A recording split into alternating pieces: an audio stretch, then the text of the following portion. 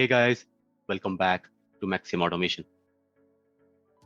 In this tips and tricks series, today we are going to see that why we should use string builder for string operations, especially when we are using the operations inside a loop. For example, concatenation operation. Let's say it practically that why you should avoid concatenating a string using the plus operator.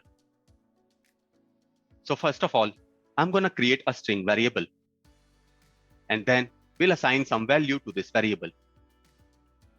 After that, let's create an object of string builder class using the new keyword, and we'll pass the initial string value. So basically, the string type is immutable, which means that a string cannot be changed once created. For example, this string maximum automation will occupy a memory space on the heap. And if we modify this string with some other values like maximum automation test, then it will create a new string object on the memory, instead of modifying an original string at the same memory address. This causes the performance issues if the original string changed multiple times by performing the different string operations. So to avoid these performance issues, you can use string builder, which does not create a new object in the memory. It expands the memory to accommodate the modified string. Now I'll create a for loop, and inside that loop, I'm going to perform the string concatenation operation. Let's assume that we want to perform the same operation 1,000 times. So if we concatenate the string test on the original string, then this will create a new string each time. Means once this for loop ends, then we'll have 1,000 more strings created in memory, which will definitely gonna cause the performance issues.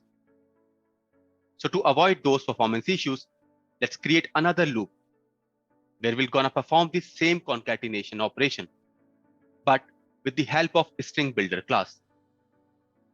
String builder class provides the method append to concatenate the string. So this append method is not gonna create a new string in the memory. It will dynamically increase the size of the same memory address.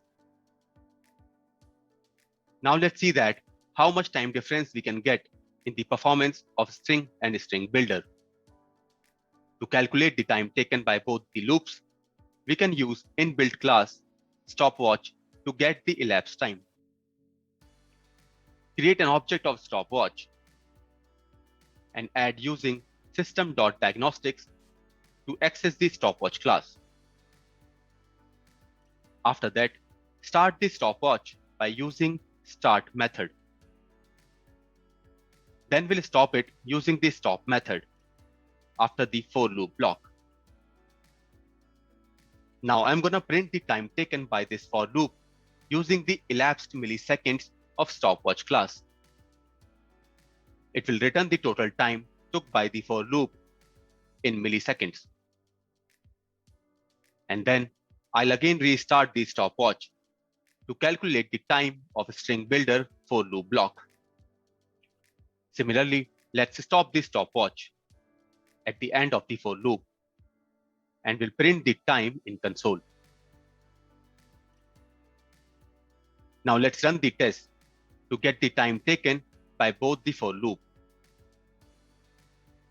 So execution is done. Let's open the test logs to get the details. Here you can see that concatenation operation using a string took 3 milliseconds, while string builder took less than a millisecond time to complete the operation. Now let's increase the number of operations to get the better picture. I'm updating the value as 1 lakh. Run the test again. Once done, open the test log. And now you can see that concatenation operation using a string took around 54,000 milliseconds, which is equivalent to 54 seconds. And see the time taken by string builder for 1 lakh operation is only 2 milliseconds. So this is the huge difference in the performance. Basically, when the number of string operation increases in your framework, then the performance will also gonna hit. So I would suggest to use the string builder for all the string operations in your framework. Thank you for watching. Please like and subscribe the channel. Also, please don't forget to click on the bell icon. Thank you.